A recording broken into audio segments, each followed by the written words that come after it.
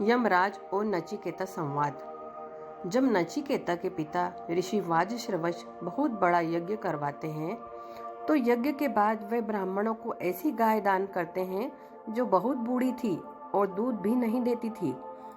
नचिकेता ने जब यह देखा तो उन्होंने कहा कि पिताजी, इस तरह खराब गायों का दान दिया नहीं लगेगा।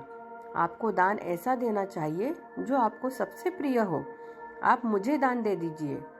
पिता ने पहली बार उनकी बात का उत्तर नहीं दिया। दूसरी बार नचिकेता ने फिर से कहा तो उन्होंने फिर से उनकी बात का उत्तर नहीं दिया। जब तीसरी बार नचिकेता पिता से फिर से आग्रह करते हैं कि मुझे दान दे दीजिए तो उनके पिता गुस्से में नचिकेता को कहते हैं कि जाओ, मैं तुम्हें यमराज को दान देता हूँ। जब नचिकेता यमलोक पहुँचते हैं तो यमराज वहाँ नहीं थे, तो उन्होंने 3 दिन तक यमराज का इंतजार किया। जब यमराज ने नचिकेता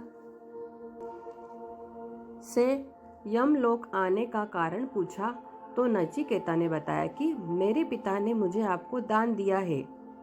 यमराज नचिकेता से कहते हैं कि तुमने 3 दिन तक बिना अन्न जल ग्रहण किए मेरा इंतजार किया है, इसलिए मैं तुम्हें 3 वर देता हूँ। मांगो, क्या चाहिए? तब नचिकेता पहले वरदान में मांगते हैं कि जब मैं यहाँ से लौटूं तो मेरे पिता पहले जैसे ही स्नेह करे मुझसे। दूसरे वरदान में वे अग्नि विद्या का ज्ञान जो स्वर्ग लोक की प्राप्ति कराती है, और तीसरे वरदान में मांगते हैं कि आत्मा और परम तत्व के बारे में और मृत्यु के बाद क्या होता है।